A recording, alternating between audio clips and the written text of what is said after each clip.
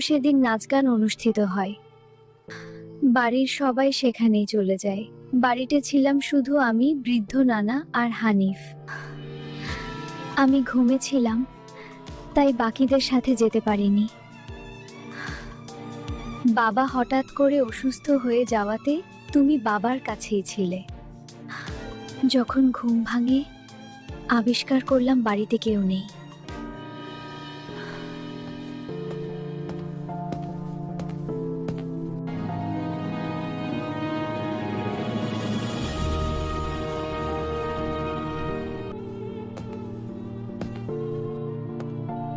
বদ্ধ নাকি?